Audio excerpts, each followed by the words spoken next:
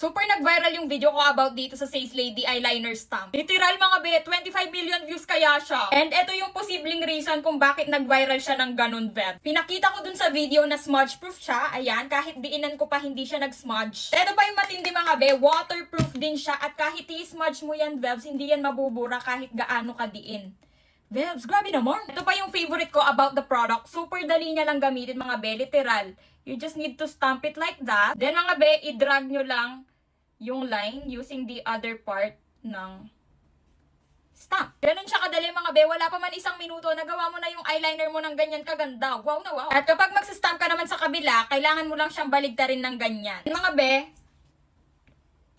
mag-stamp ka na. Drag the line inwards.